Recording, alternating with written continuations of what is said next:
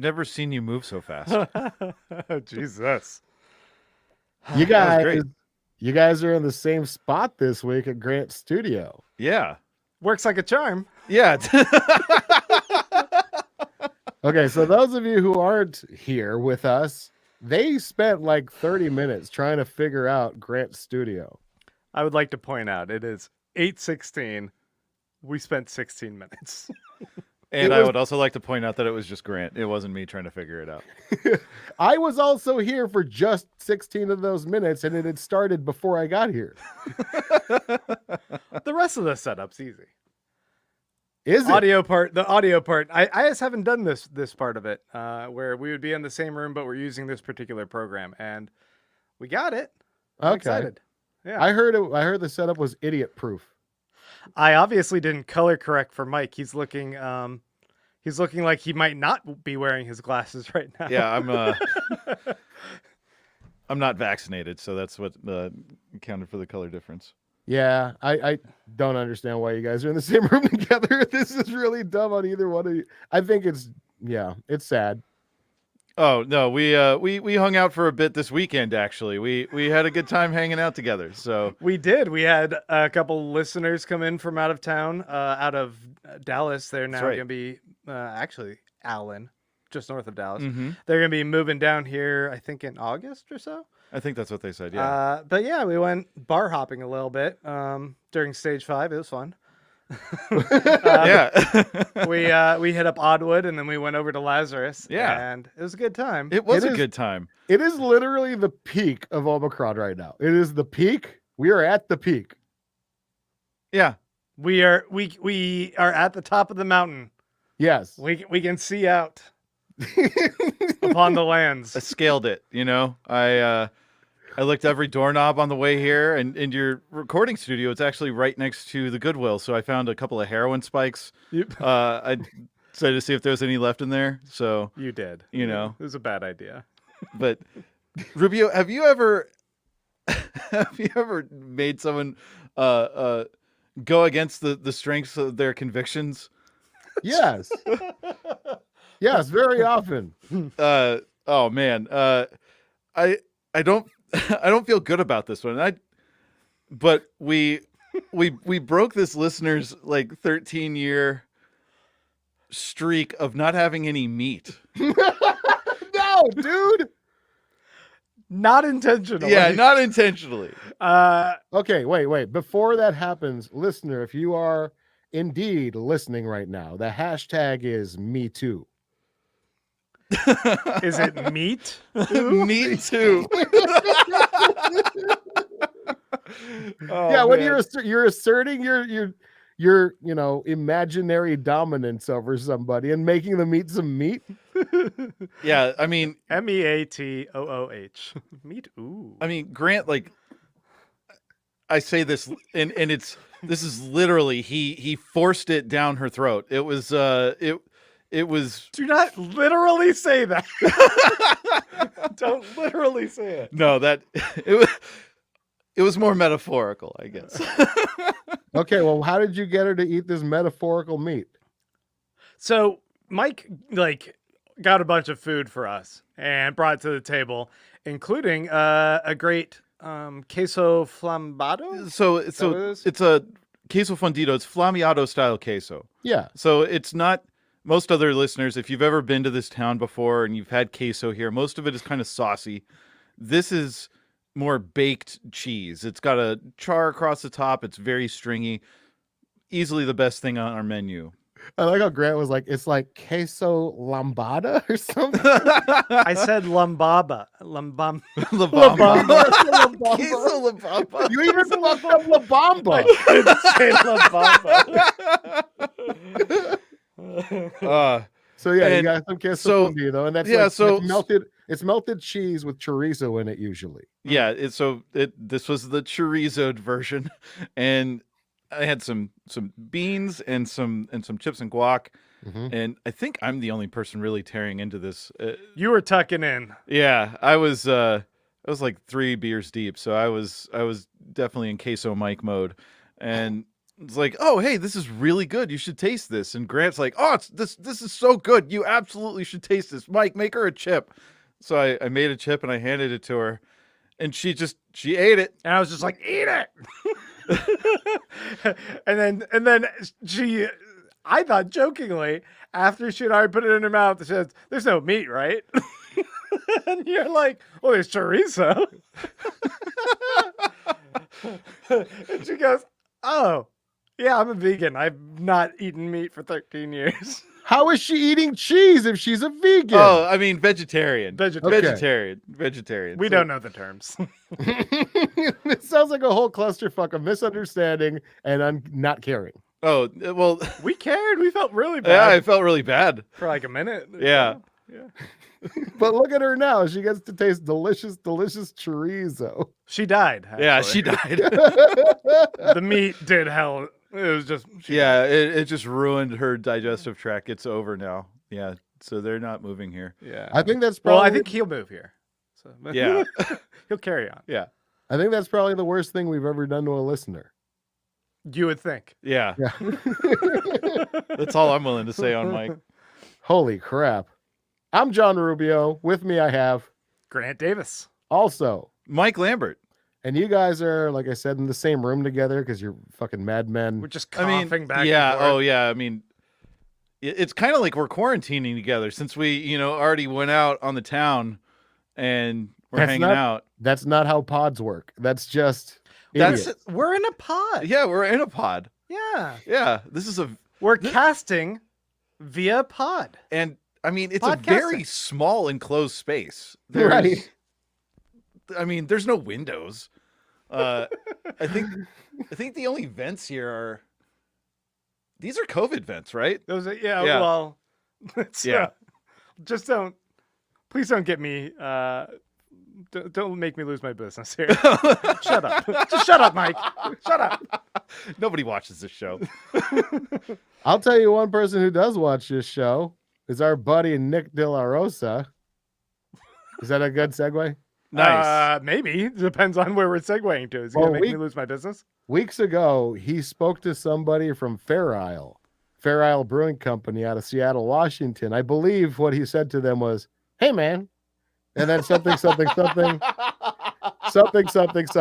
and then you should have some beers on the Beerists. And they sent me a box of beer from Fair Isle to try on the show. I don't believe this happened. That actually happened. I have a box of beer from Fair Isle in my living room. What? That's awesome. Yeah, it's a bottle of each. It wasn't in like triplicate the way we need it when we're recording, away from each other. Mhm. But Grant bought some Fair Isle beer at the store. Oh, I was like, hold the fuck up. I bought this. I know. Well, no, technically you picked it up. You're my Uber driver, my task rabbit. Okay. Wow. And, I also selected, my friend. You ponied up the dough for a second, and then I was reimbursed. yeah. it's a very special task rabbit situation. So you ended up buying 4 beers, I think 3 of which are some of the ones that they sent us. Awesome. Yeah, super cool. Grant is doing technical things. He's fixing the white balance. Yeah, by the way, patrons, you can watch this. I just can't make you look any better, Mike. Hey, you tried. You really tried really hard. And there's only so much you could do with the color palette that I gave you, so Hey, patrons, while we're recording away from each other, by the way, you can watch these video versions on YouTube. I'll send that out to you when the audio version goes live. I'll send that email out to you. You can see that, click on it, check it out on YouTube. And if you aren't a patron and want to see these videos, join Patreon. I feel like if they watch us, we lose listeners. Yeah, that's why I've been trying to avoid it. They'll go, ew, look at these fucking losers. No, thank you. I mean, But yeah. I can even see that my color palette is terrible now. So yeah, I wouldn't want to see this either. I fixed it. It's a little bit better. Okay. But yeah, Fair Isle, they're in Seattle, Washington. They have this write-up, and they had a really long write-up about, what farmhouse beer means and how we can be in Seattle and call ourselves a farmhouse brewery and whatever. But Pivotal experiences are not easy to come by at Fair Isle. Our goal is to provide what? Oh, sorry. Pivotal experiences are not easy to come by, and at Fair Isle, our goal is to provide you with a connection to beer and where you live and where we live. We are a brewery in the Ballard neighborhood of Seattle, creating farmhouse beers rooted in the Pacific Northwest. I'm not going to read the rest of the write-up because it was huge. The first one's this red one. Yeah, we're drinking Franz Meredith first. This is a Grodziskie-inspired Saison, 3.6% ABV, packaged in a 12.7-ounce bottle, brewed with an 85% oak-smoked wheat and 15% malted white wheat from Skagit Valley Malting and hopped with Strisel Spalt and Huel Melon. Franz has a soft smoke aroma followed by notes of melon and apricots. A favorite style among our production team, we enjoy the playfulness of how palates adapt and evolve from the first sip to the end of the glass. The initial smoke bouquet gives way to bright citrus and floral notes, begging you to enjoy another pint. Boy, does it have a... Yeah, it is very Grodziskie inspired. And in fact, upon opening this reminds me of Fantôme, a la maybe 5 or 6 years ago when it had that really smoky, weird... The phenol? Yeah, that weird phenol that it had going on. There's an underlying quality that's obviously Saison. There's a bright fruitiness that's underneath that, a very dense layer of smoke. It's also a pale straw yellow color, and there's about a finger and a half's worth of head on top. Yes. A little bit hazy. But yeah, that smoke, it is somewhere between a smoked malt or a smoked grain and A phenol. Yeah. a phenol. And there's maybe a little bit of light struck quality to it because you have this in a green bottle. I'm picking that up as well. There's something Jester King about it as well, just with that green bottle stuff going on. It reminds me of La Petite Prince underneath that layer of smoke. Once you said Fantôme, what do you think of how the carbonation's coming up? It is very carbonated. This is... Is it slow? No. It's not quite like that. That's Fantôme 10 years ago. Oh, okay. The ropey one? Yeah. Yeah, you're talking about a pediococcus infection. This doesn't have anything like that. But I do get this really nice, creamy, kind of lemony peach aroma in there too, around the smoke. It isn't like a hammy smokiness. It's more campfire, lightly. Like it's more mesquite. Yeah, mesquite-fired melon and cantaloupe. Mm-hmm. Yeah, it does lean a little bit to that fruity, mesquite kind of almost cedary smell. I think that It smells great.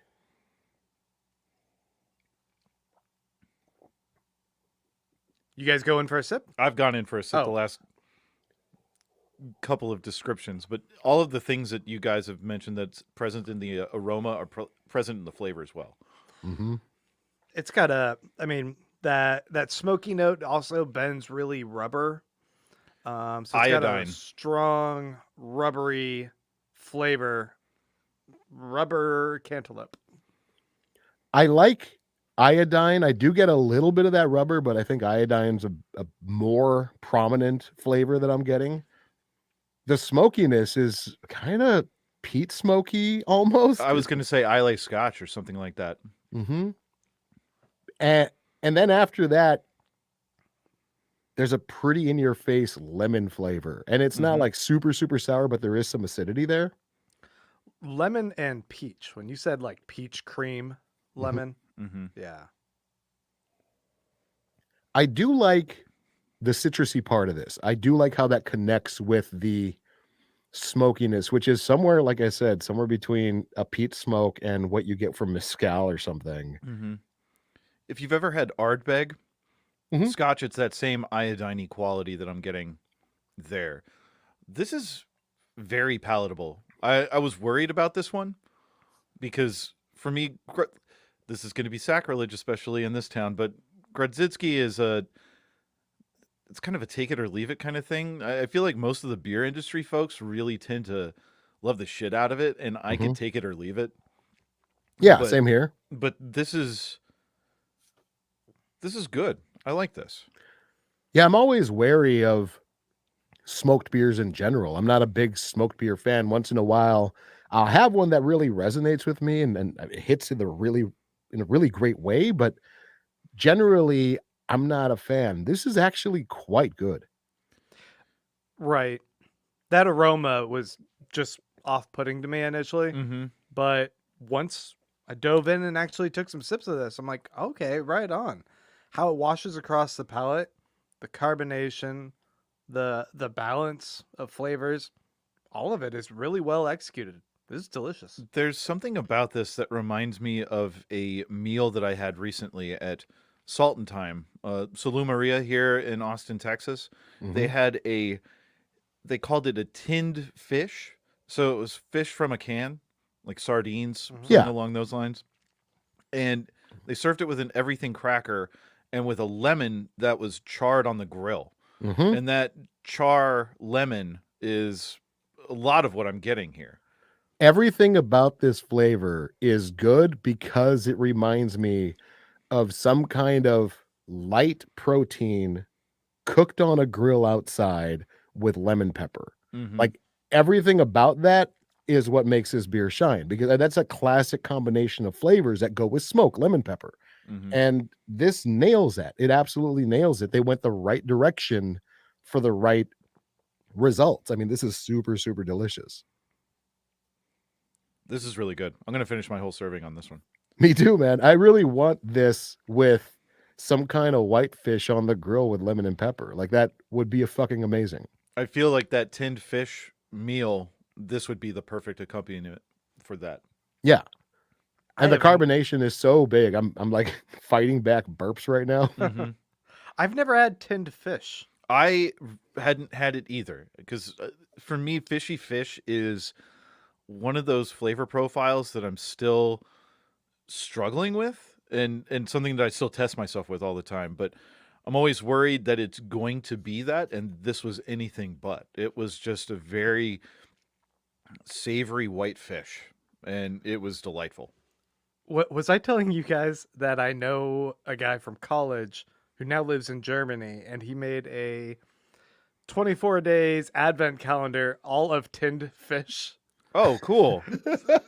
And he designed the whole box, and each day on Twitter, he was opening up a new one and like prepping whatever was in there. He randomized it so he couldn't remember what he bought. And then he had played each one in a different way.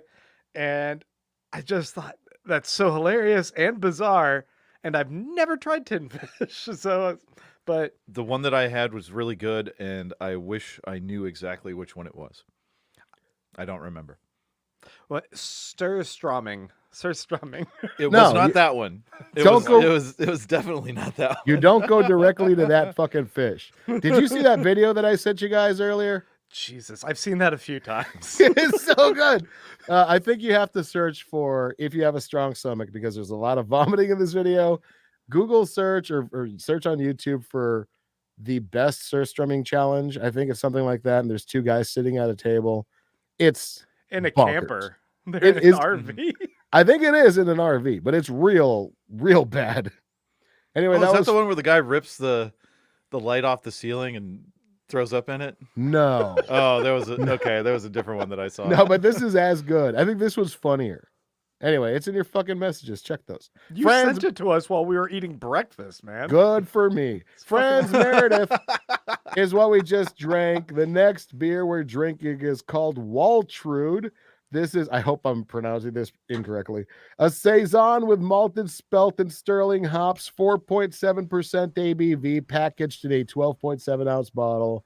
Waltrude is a straw-colored saison brewed with malted spelt, grown in eastern Washington and dry hopped with sterling hops from Crosby Farms in Oregon. Notes of lime zest and dandelion are followed by subtle acidity and a clean but vanishing finish. Waltrude is the moment you step out into the tall evergreens and enter a meadow on a spring hike in the Pacific Northwest, Anastasia. Or for urban dwellers, entertaining your neighborhood nursery on what the fuck? These are all just ridiculous. A nod to La Brazil de Blaugie. I think we've had some Brasserie de Blaugie beers before, but at a bottle share. I just don't trust your pronunciation there. La Brasserie de Blaugie, Waltrude is the patron saint of Mons, Belgium. That's Belgium's Mons. Every year, brewer and owner Pierre Alex participates in the descent of the shrine during the festival Doudou in Mons. Come on. This is just a bunch of nonsense. You're words. just being disrespectful. Doudou is spelled D-O-U-D-O-U, Doudou. In 2017, our inaugural visit to Belgium, we met up with Pierre Alex and his family at Blaugie after the festival Doudou. Talked about saisons and finished the evening with a memorable meal cooked at the restaurant Le Fourquet. How many more chapters are in this story? I'm at page 30. We're going to continue. No, that's it. Oh, Well, this is another beer, very similar in its color. It's that pale straw, hazy straw color. mm-hmm. I just opened the bottle, and the smell that came out of it as I was opening it was amazing. It's very bright. It's huge. There was something very musty about it, but it is off-gassed. I've been sitting with it here in my glass for about a minute now, and it smells a lot better. Musty white grape and peach again. A lot of peach. I'm also getting like a really ripe mango in there too. Bit of It's got this- lychee. Yeah, a bit of lychee. The mango though is a very creamy, sweet smelling mango. There's a creamy, custardy aspect to the aroma. Absolutely. Also a little bit of jasmine, like floral jasmine. And it's kind of creamy, milky again. It smells phenomenal. Jasmine's a good call. I am pleasantly surprised by that little spike of acidity. Dude. I wasn't expecting that. I didn't really pick that up in the aroma, but I'm glad it's there. There's a very, before we get into broad strokes, this is just my initial reaction. There is that bright lemony spike that just rears its head here. It's really, really nice. And then there's like a ginger, mango, a touch of mint or something. Yes, absolutely. There's something tea-like about it as well. There's a chamomile citrus tea that we have at work that has like a little bit of mint, a little bit of that chamomile. This is very similar. Chamomile's a great call. Those tea sticks that you can chew on. Mm-hmm. A little bit of that. as well. Oh yeah. I haven't had one of those in forever. The tea tree oil. Is that what it is? Yeah, tea tree Yeah. oil. But yeah, there's something bright and lemony and custardy, but then there is that interesting spicy kind of quality to it, that spearminty, mentholy quality to it. I know we haven't had a whole lot of farmhouse beers on the show in a while, and I haven't really had a whole lot of farmhouse beers in general on my own in a while. And I find that I was kind of falling out of favor with those types of beers and really going for clean beers more recently, I guess. These are kind of reigniting my want to have more of these. These are delicious. It's one of those things where farmhouse beers, when they're just funky, Yeah. to me, it's kind of hit or miss, but I actually really like that there's a bright acidity to these. And it's not anything overbearing. It's not anything that would make me say like, oh, it's like sour like a goose or something like that. But there is just enough of an acidity here just to help carry it. And also a great amount of carbonation. It's really scrubby on the palate and super refreshing. They're very gassy, and I'm having to suppress a lot of burps. What kind of canned fish do you want with this? We're not the canned fishists. We We be. could be. There's a You know- market. He only had one tin of canned fish. He didn't have a whole. He's not the canned fish guy. I'm gonna have to go and get some now, though. You're gonna become the canned fish guy right now, out of spite, Rubio. Can I? Where do I order that advent calendar? He's gonna start selling all of his guns for canned fish. I'm pretty sure if you just type in canned fish advent calendar on Twitter, you're gonna find the guy. There's not a whole lot of them out there. Yeah. Yeah, I don't think that's gonna be a tough search. Man, Waltrude, super good. This is great. This is very springtime pleasant. Mhm. You know, today it's mid-January, so we're in cold weather months. It was about 70 degrees out. I went to the playground with my kids wearing a t-shirt. Perfect weather for this right now. Mm-hmm. Yeah, super good. I'm ready to move on though. Yeah, let's do it.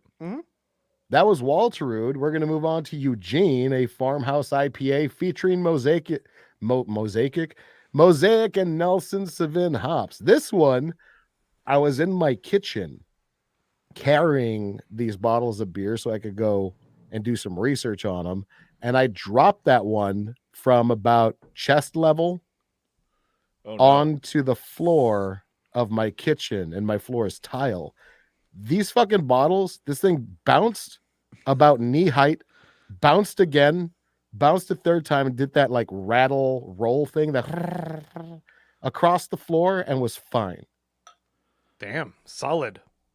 Yeah, 7.6% ABV, this Eugene, 12.7 ounce bottle. Eugene's are Saison impersonating an IPA, and every batch uses second use Mosaic hops from Bobby. Bobby's another one of their beers, and dry hopped with a different rotating hop. The current batch in their tap room is dry hopped with Nelson Sauvin. Ooh, Yeah, man. that just smells so nice. Taking a look, it's a little bit of a deeper, more saturated golden color, and mine poured a nice thick white head that's sticking around. Oh yeah, that looks gorgeous. It smells man. really good too. You got a monstrous head on yours, Rubio. Well, it Yeah, did mine's- fall across the floor.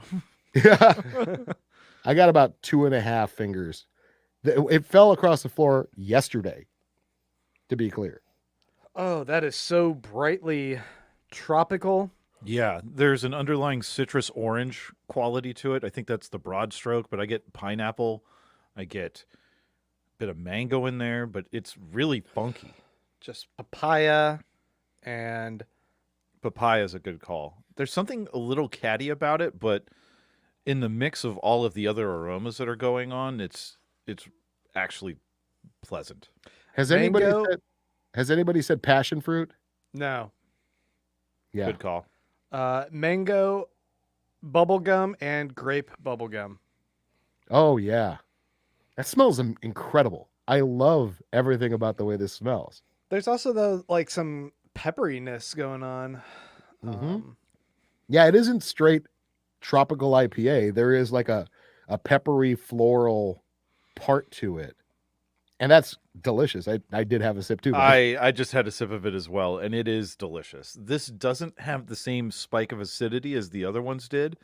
This is maybe, like they said, a little bit more IPA-like in it its does approach. have a kiss of tartness, like the Mhm. tiniest little kiss of acidity, not to make it a sour beer, but just to brighten things up. I think the thing that I'm getting that's maybe a little bit different than the other beers is that there's a little bit more of a pronounced Brett character that's here.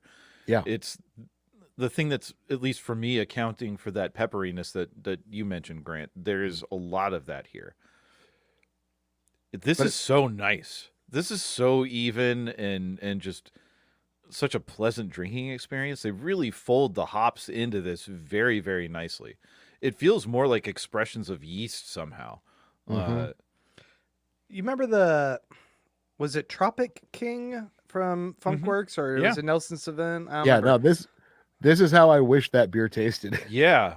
I remember when we first had it, it reminded me of that. Like when we were like, whoa, this is great. I think that that's a very close sort of approximation to what I'm getting here too. It's very similar in its flavor profile. This does remind me of something from Funkworks. This is brighter though. It has a lot Mhm. more high end. Mhm. Tropic King is kind of flat, not in carbonation, but flat in flavor profile. It kind of does one thing and it does it kind of muddily.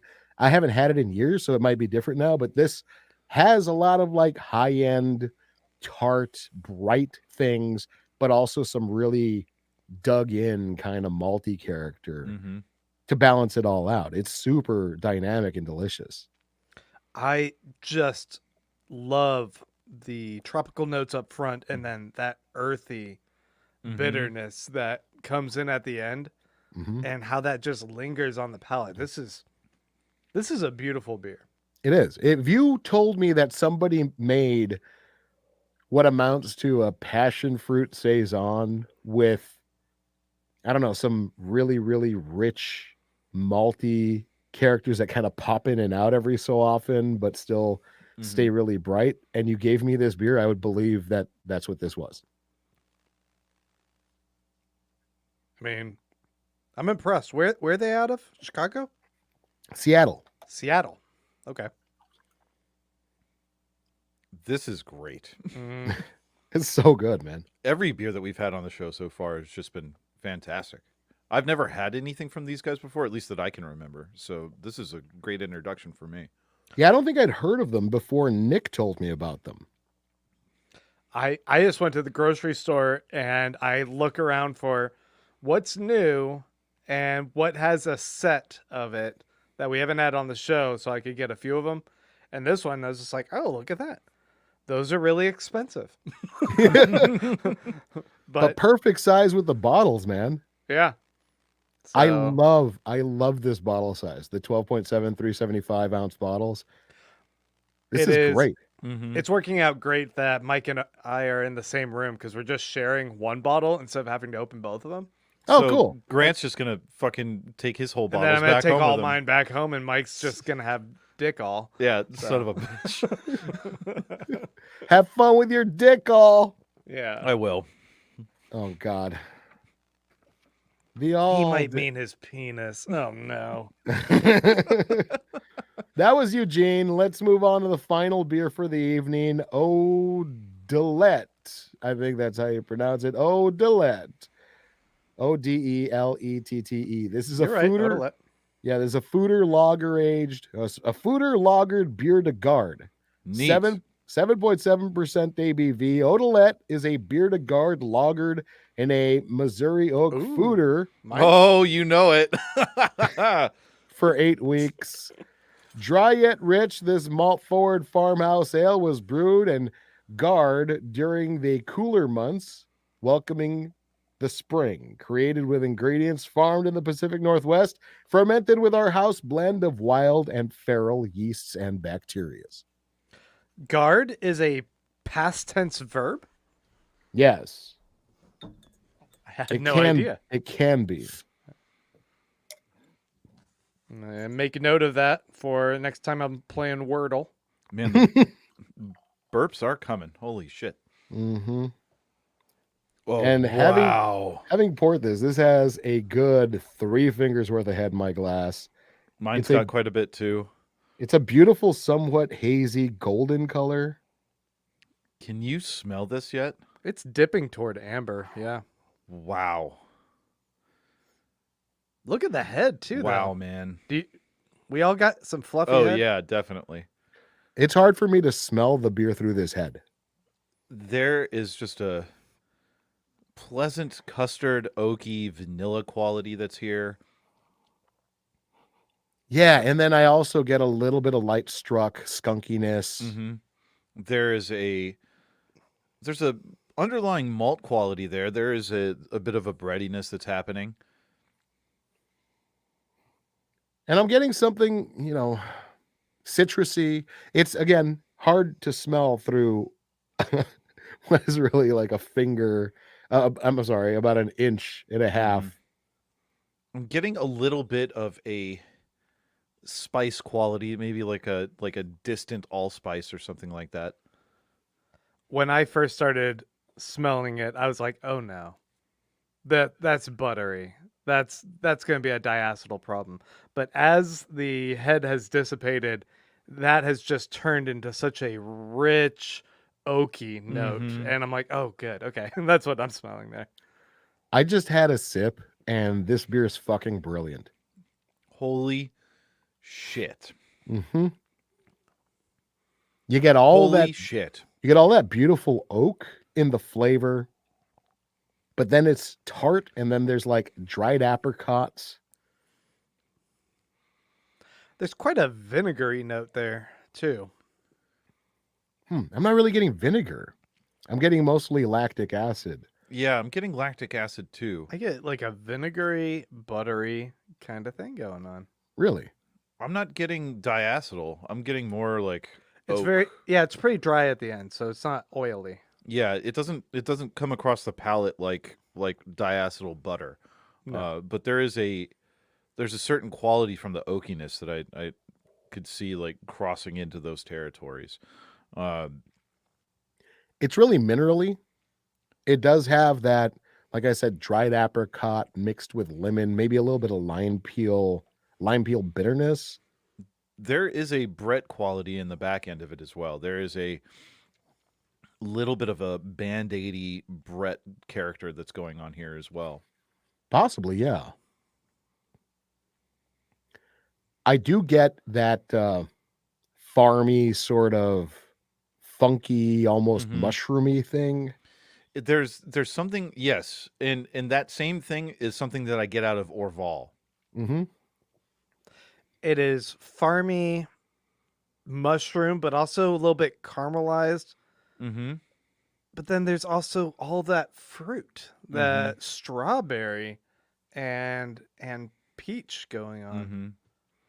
That's lovely. There is a Mhm. huge level of complexity to this one. Yeah, and it's also really peppery, or Mm-hmm.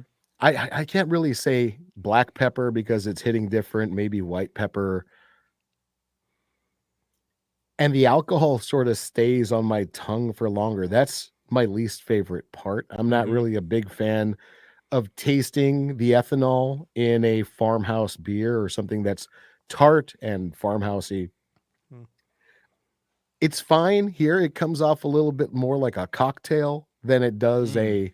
you know, a slog that feels like it's going to give me a headache later. And usually that ends up being the beer that has more of the acetone or acetic acids or acetaldehyde, that sort of acetic stuff in it. Mm-hmm. I don't really get that here, but I do feel the ringing of that alcohol.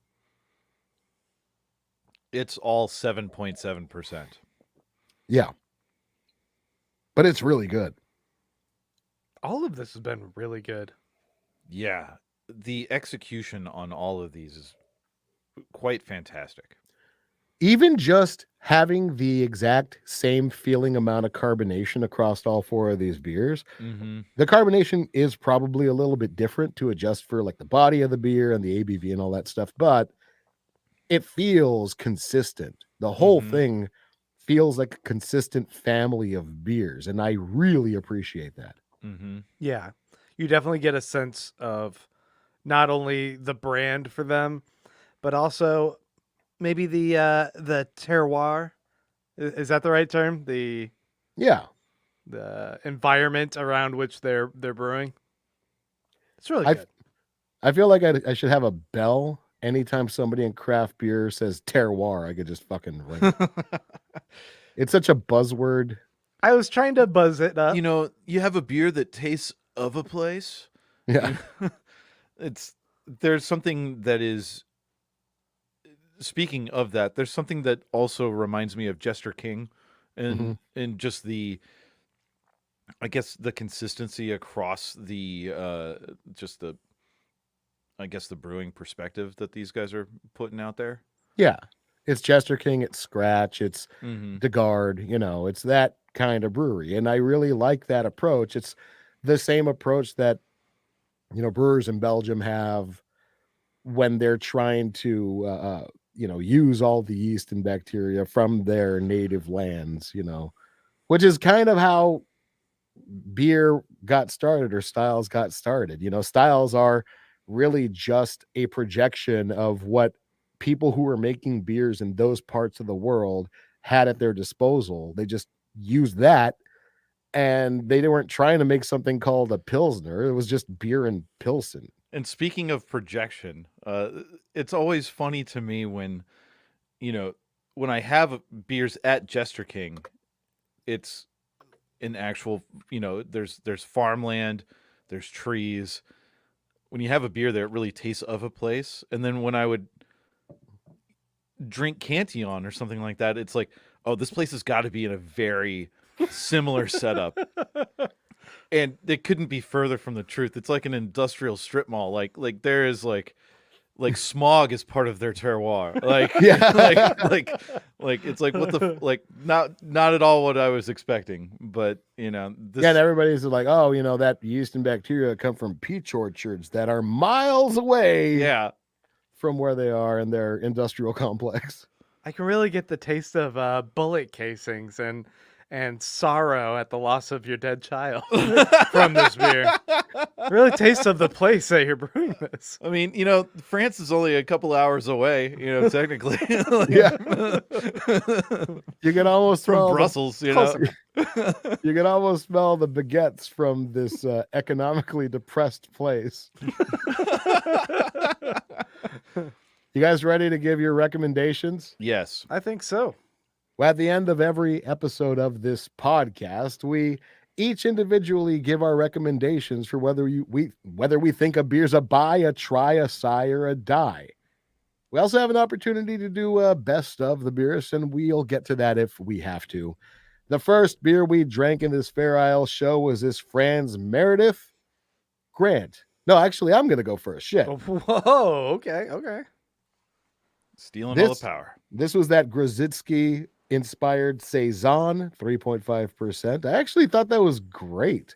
I'm not a big fan of smoked beers, but this hit really well. I'm going to give it a buy. I'm right there with you on how I feel about Grodzitskis and just smoking in beers. I would give it a high try. I'm with Rubio on this one.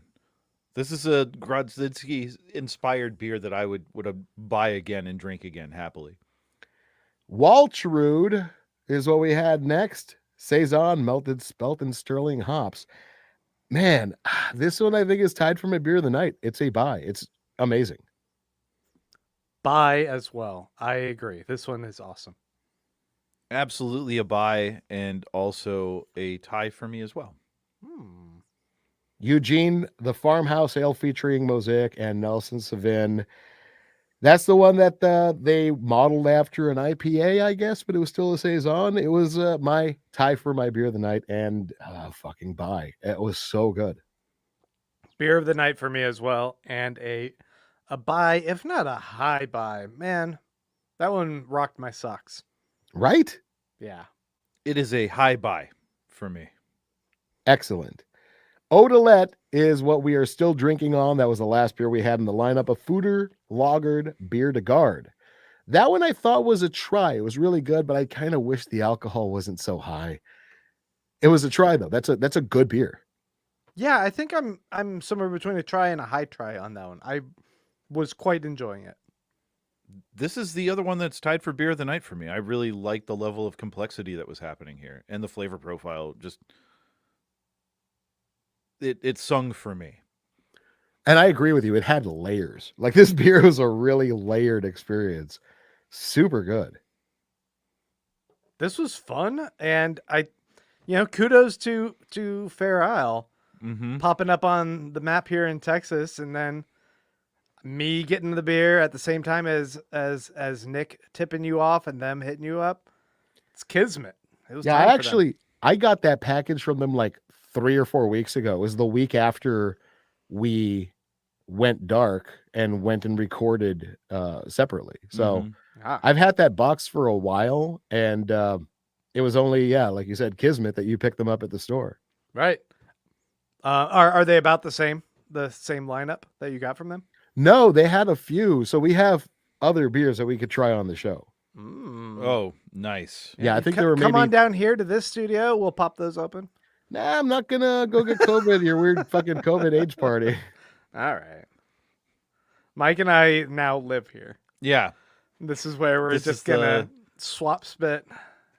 Every day. And just be just dudes, Yeah. Just chilling. If you got it, I got it, dude. Yay. Yeah, bro. Just brotherly love in a way. It's just dudes that suck on each other once in a while. It like metaphorically sucking. Also physically, but metaphorically. Strengthening our immune systems. That's what we call Yeah. it. Yeah. Just know that the metaphorically parts, we suck each other's cocks, but there's a lot more layers of meaning to it than just Well, sure. It's bro love, man. It's just like it's paying someone a compliment Yeah. I'm for it. I'm for it. with your dick. Yeah. You're just tipping the concierge with your ween. Yeah.